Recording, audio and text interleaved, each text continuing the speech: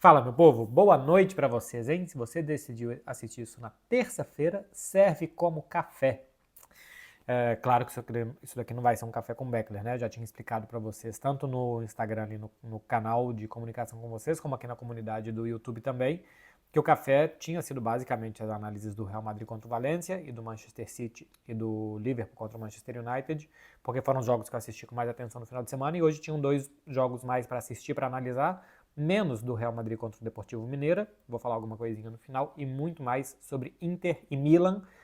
Supercopa da Itália não vale tanto assim, de todos os títulos da temporada. É o que menos vale, mas quando é um derby da cidade, numa final, e quando o Milan, especialmente pelo fato de ser o Milan que está precisando mais do que a Inter, vence como venceu, é claro que passa a valer muito mais. Primeiro que a Inter não queria perder como perdeu, e segundo que faz muito bem para o Milan uma vitória como essas. Me chama a atenção algo que eu já tinha falado algumas vezes aqui, do desempenho da Inter em jogos grandes, também do poder de reação do Milan numa partida importante. Já tinha sido contra a Juventus, né? Virando, estava perdendo até os 25 do segundo tempo, conseguiu a virada, e agora faz de novo contra a Inter, estava perdendo também até o finalzinho, e o gol de empate saiu aos 35, então estava perdendo até mais tarde ainda, e estava perdendo por 2 gols de diferença. Algumas coisas para vocês terem ideia da diferença de desempenho da Inter nesse jogo e nos últimos. A Inter não sofria gols há 5 partidas. Tinha tomado um gol antes disso do Bayer Leverkusen. E depois, se for mais para trás ainda, nos últimos 13 jogos da Inter, ela tinha tomado 3 gols. E tomou 3 em 40 minutos do Milan. Tinha tomado 3 em 13 e tomou 3 em um tempo só do Milan nessa final.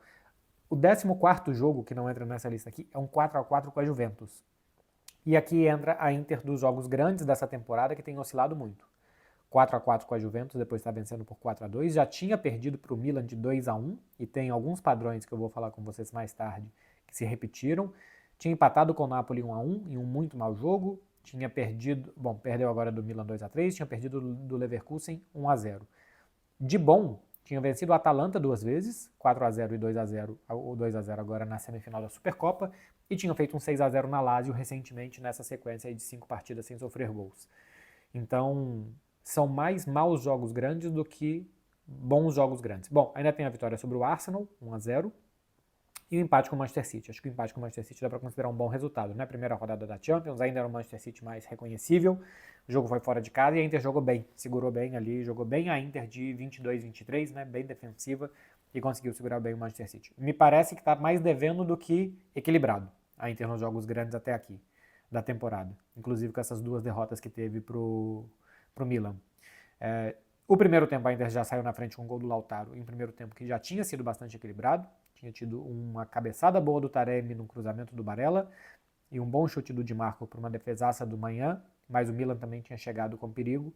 E no segundo tempo, depois do 2-0, que parecia que o Milan ia baixar os braços, o gol 6 minutos depois do Theo Hernandes, aliás, mal montada a barreira pelo Sommer, e depois tempo de reação também do Sommer, que deixou o canto todo aberto. É uma falta que ela é colocada, porque normalmente quando bate rasteiro, bate com muita força. E o Theo Hernandes tem ângulo para colocar aquela bola, e o Sommer demora muito para reagir. Então acho que falhou 2 vezes o goleiro suíço nesse lance. Depois disso, o jogo vira um lá e cá, e a Inter perde o controle de forma que eu não achei que fosse perder, mas perde o controle. O Milan jogou com muito coração, e eu acho que especialmente o segundo tempo foi mais coração do que qualquer outra coisa. Só que eu quero mostrar para vocês algo do terceiro gol do Milan, do gol da virada. Olha como o Pulisic está com a bola, vem o defensor em cima dele. A Inter neste desenho aqui está com 2 linhas de 4, né? E o Calabria vai passar. Quando o Calabria passa, quem vai acompanhar ele é o primeiro defensor pela esquerda da linha de 4, que é o Bastoni. Então, já vou mostrar a próxima foto. Olha como o Calabria arrastou o Bastoni e deu esse espação aqui entre os outros 3 defensores da Inter, que estão preocupados com 2 atacantes, Morata e Abraham, do Milan, dentro da área. O Pulisic percebe e o Rafael Leão também. E o Rafael Leão já corre apontando, porque ele percebe o espaço que o Calabria abriu na defesa do Milan. Isso já aconteceu em outros jogos, inclusive contra o Milan, no Campeonato Italiano, nessa temporada. Depois o Pulisic faz muito bem o passe, acha o Rafael Leão no meio das linhas da Internazionale e ele vai chegar ali em uma muito boa situação para cruzar muito bem para o Abraham fazer o gol da virada. Eu anotei aqui para vocês darem uma pesquisada, eu vou colocar aqui também no link, vou colocar o link na descrição para vocês verem, Café com Beckler, do dia 23 de setembro, que eu analiso, entre outros jogos, Inter e Milan, aos 20 minutos e 40 segundos, tem ali um lance do Milan, que o Abraham inclusive finaliza para fora, que é muito parecido com esse, de arrastar defensor da Inter, e se eu que sou mais bobo estou percebendo isso, os técnicos também estão, e o Milan conseguiu vencer um campeonato, aos 48 do segundo tempo, fazendo uma jogada muito parecida com outro treinador, com outros jogadores envolvidos e tal, que já tinha acontecido também em setembro.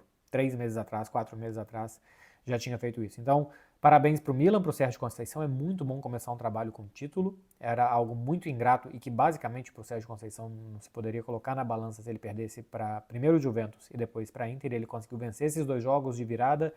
Os times do Sérgio Conceição, os portos do Sérgio Conceição especialmente, eram times muito aguerridos e isso o Milan já conseguiu ser nesses 2 jogos. Se eu falei aqui dos grandes jogos da Inter, que ela deixa a desejar, o Milan teve alguns grandes jogos que ele foi bem. Se a gente for olhar, eu tinha anotado isso daqui ou não tinha? Os grandes jogos do Milan. Tinha. Venceu o Real Madrid no Santiago Bernabéu, ganhou da Inter 2 vezes, ganhou da Juve recentemente. Em compensação, se a gente vai olhar, o Milan tinha, desde o início da temporada, empatado com o Torino, perdido do Parma, empatado com a Lazio, perdido do Liverpool, do Leverkusen, perdido da Fiorentina, perdido do Napoli, embora assim, a Fiorentina e a Lazio, aqui desse início de temporada, estavam muito bem. Aí perdeu do Napoli, que estava bem e continuou muito bem, empatou com o Cagliari, tinha empatado com a Juve, perdido do Atalanta, empatado com o Genoa, empatado com a Roma, então a questão do Milan é os jogos grandes também, mas especialmente os jogos médios que o time não estava conseguindo performar. Algumas vezes foi bem nos jogos grandes, com Paulo Fonseca contra Inter e contra Real Madrid, mas em vários jogos médios não estava conseguindo performar. Dessa vez com o Sérgio Conceição foi bem à base de coração em 2 jogos grandes. Ganhou um título, parabéns, vai comemorar bastante, é muito bom começar um trabalho assim. Mas o Milan precisa melhorar o seu desempenho nos jogos grandes, assim como a Inter, mas principalmente melhorar nos jogos médios e pequenos. Esses empates com Genoa, com Cagliari, e aqui são realmente o que está pesando para o Milan ser só o 8º colocado nesse momento da Serie A italiana, com boa margem para ir chegando, tá? Porque Fiorentina e Lazio estão perdendo um pouquinho o ritmo, Bolonha e Juventus estão por ali, e o Milan pode chegar também. Mas foi muito emocionante, foi legal mesmo ver assim, um grande clássico como esse, pena que foi na Arábia Saudita, né? Mas um grande clássico como esse tendo um final como foi. Vou falar de Deportivo Mineira contra Real Madrid. Vai ser rapidinho, né? O Real Madrid pegou um time da 4ª divisão, que estava jogando a Copa do Rei, porque na temporada passada venceu o seu grupo da 5ª divisão, que é uma divisão já bastante inferior aqui na Espanha, e por isso se classificou. Está no meio de tabela do seu grupo da 4ª divisão. Ancelotti poupou todos os titulares, à exceção do Valverde. Pô, o Camavinga é titular? Mais ou menos, entra e sai, né? Modric não é tão titular assim. Se a gente for pegar contra o Valência, jogou Valverde, Bellingham e Ceballos no meio campo. Eu até acho que o Camavinga é mais titular do que o Ceballos, mas enfim. Jogou Brahim Dias de um lado, Arda Güler do outro, o Endrick na frente. O destaque desse jogo, eu vou colocar aí para vocês verem as formações e as notas do SofaScore. Inclusive, todas as estatísticas que eu estou usando aqui estão lá no SofaScore. Tem aqui o QR Code e o link também na descrição para vocês baixarem o aplicativo, completamente grátis. Todas as ferramentas são grátis e são todas as que eu utilizo aqui. O goleiro do Deportivo Mineira teve a 2ª maior nota do jogo. Tomou 5 gols. Teve a 2ª maior nota do jogo. O Arda Güler teve a maior nota, fez 2 gols, foi muito bem de novo o turco na partida, mais como atacante do que como meia, porque no segundo tempo o Real Madrid diminuiu bastante já o ritmo da partida, mas as estatísticas do jogo são uma doideira, cara. 33 finalizações, 17 no alvo, 16 grandes chances. Eu nunca tinha visto essas estatísticas de 16 grandes oportunidades, tá? Certamente tem, é simplesmente que eu nunca tinha visto. 17 chutes no alvo, só 5 entraram. 12 defesas do goleiro Fran Martínez, que aliás é base do Real Madrid. 12 defesas do goleiro Fran Martínez.